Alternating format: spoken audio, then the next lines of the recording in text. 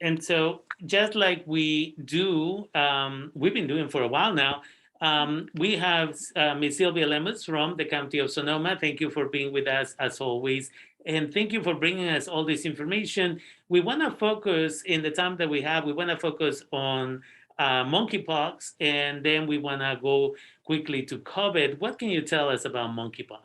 Sure. Rafael, thank you for having me. First of all, I want to just let you know that we have 8 confirmed or probable cases of monkeypox, and it's pretty much double like in the last week and a half. We had 4, and all of a sudden we had 8.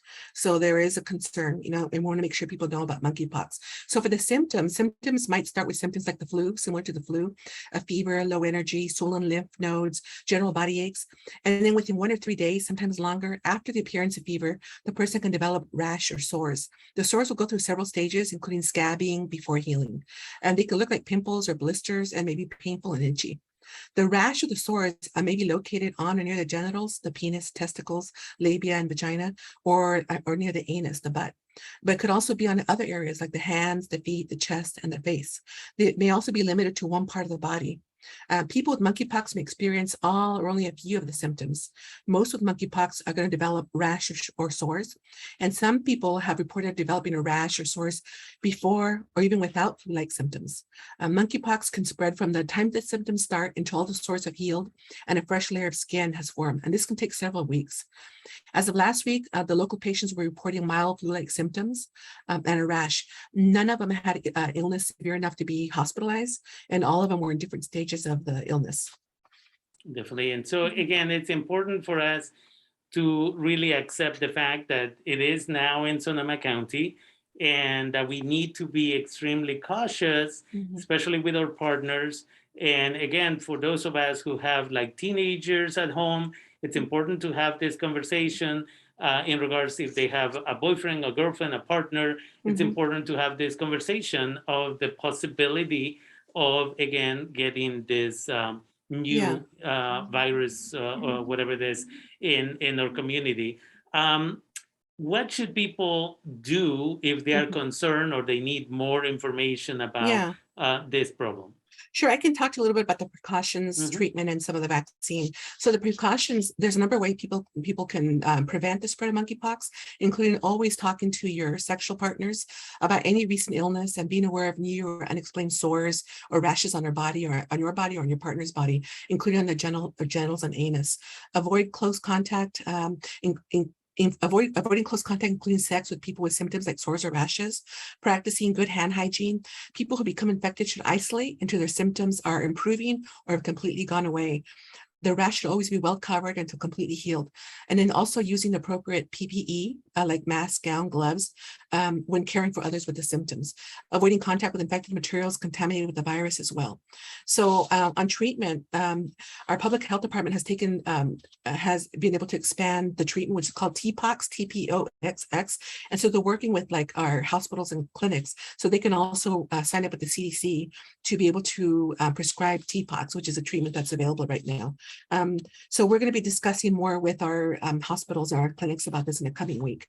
There is a vaccine also, and at the county we have a vaccine called Genios Vaccine, Jynneos, and we received 820 doses of Genios here at the county. And the people that are eligible to receive it are people who have been exposed to someone with monkeypox and people with a high risk of exposure to monkeypox.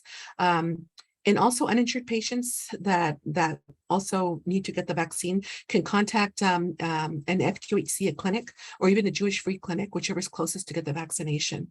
At this time, we're not providing the Genios vaccine at the Roseland site. Okay. So again, it's important, reach out to your health provider, start a conversation, ask questions, and ask whether or not you would be a candidate to be able to get the vaccine. That's really, really important. So thank you for that. You're welcome. And then in regards to COVID, what do we know about COVID these days? Yes, so for this week for COVID, I can share that we have 80% of our total population that has received at least one dose. And when I say total population, that's a new way that we're reporting the numbers, because that includes everyone from 0 on to age on up, so we're looking at 84% has received at least one dose, and 78% of the population has been fully vaccinated. That means that they've gotten their first and their second dose. And we have 6% that are kind of moving into that 78% range, and to add it to become 84%, that are partially, they've received at least one dose. As far as boosters, right now we're at 65.4% of the eligible population that have received a booster. So we need to try to increase those numbers if we can. Our case rates right now are, our hospitalization rates right now. Let me start with the metrics. So our daily case rate right now is at 28 per 100,000 inhabitants. But what that means, it was 30.2 a week ago, so it's gone down slightly, our daily case rate. Our unvaccinated rate is at 48.2 per 100,000, compared to our vaccinated rate, which is 24.8 per 100,000. Our overall testing positivity right now is at 14.1%, but in our lowest HPR equity metric is 16.1%. As far as our hospitals right now, we have 52 COVID-related hospitalizations in the county, which is up from last week. Last week we had 49, now we're at 52. 4 of those patients are in ICU, which is down for a week ago. So we are a little down in the ICU. As far as our deaths, we are holding at 500. I mean, we're thankful that we have had no deaths reported since July 1, but we are still encouraging everyone to do everything they can to stay safe. And again, it's important that we consider this. Partially now we are getting back to schools in the next couple of weeks, and parents who haven't vaccinated their children, it is essential that we take that into account and we vaccinate our children, because we don't want them exposed. Now we have monkeypox, before it was just COVID. And again, it's important that if you haven't done so, that you take care of that, talk to your health provider and get your kids vaccinated. Because if you're talking a bit over 80%, we're still talking about maybe over 80,000 people who are not vaccinated in the county. And so, some of them are still children who are school age. And it is essential that parents consider this, the consequences of your child not being vaccinated and then getting COVID. It could affect their long-term memory. It could affect the energy that they may have. And then there's a lot of other issues that have been identified as what is called the long-term COVID. And so please pay attention. And then the other piece that I keep reminding everybody every week, and that is wear your mask when you are in indoor areas. If you're sitting at a restaurant, wear your mask until your food comes to you. People are acting like this is not an issue anymore. And the reality is, people are still getting sick. And so thanks to the vaccine, that helps a lot, but it doesn't make it impossible. And, that brings us to this vaccination for the fall. Can you tell us briefly what is Pfizer and Moderna likely going to do? Yeah, so right now, the federal government is working with Pfizer, Moderna, and asking them to create a vaccination dose that covers the variants, because we know we have the dominant Omicron subvariants that we're seeing right now, the B4, the B5. And so they're working with them to come up with a reformulated shot that will cover the variants, which provides even more. So they're hoping to have those ready for the fall. And for that reason, the federal government is asking for people under 50 to hold off on the second booster.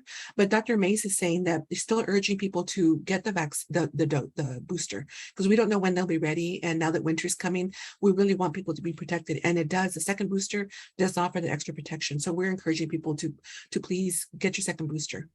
Definitely. Again, we know that 4 and 5 virus, or subvariant, whatever they call it now, is definitely very contagious. So please, again, if you go to a restaurant, like I am privileged to do from time to time, if I didn't see them clean the table, sometimes I go out there and clean the table myself with some wipes, or I ask politely if they can clean the table, because sometimes they're just really busy at the restaurant and they just pick up the dishes, but they may not have had time to wipe the table. And so we need to take care of ourselves for the health of other individuals. And so I appreciate that you always are taking the time and bringing information. Can you tell us a little bit more? I think there was a comment you Yeah. wanted to make about schools. Yes, I did want to, and one little other data point that I just had missed was that we're seeing a slowdown in children, in the vaccination of children under 5, slowing down a little bit. In California, 4.3% of children under 5 have received at least 1 dose. The state is ranked 11th in the nation in the vaccine against that population group. In Sonoma County, we're at 11% of children under age 5 receive at least 1 dose, which is nearly 4 times the average. So that's good. But we're still seeing a little bit of a slowdown. So we need to kind of try to encourage parents. Schools are also, Rafael, are preparing to welcome students back to class next month after summer vacation.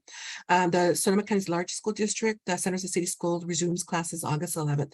The Sonoma County public health officials and the Sonoma County Office of Education are going to be hosting joint webinars in English and Spanish at 4 o'clock on Wednesday, October 10th and Thursday, August 11th, to review the latest trends in COVID-19, to share current guidelines for students and school staff, and discuss initiatives in local schools designed to keep students, staff, and their families healthy. So that's going to be a webinar. We encourage all parents and everyone to just join in and listen to what the latest is on the back to school and COVID. Definitely. Again, it's important. Let's get involved in our children's education, because that's the best way to make sure that they're going to be successful. And with that, as always, I want to thank you for taking the time and being with us here on KBBF and the show Líderes del Futuro. And I look forward to communicating with you, whether it is next week or the week after, about monkeypox and the COVID update, as always. So thank you, Ms. Silvia Lemus, as always. Thank you, Rafael. Okay, you take have care. a good evening. All right, bye-bye. Bye-bye.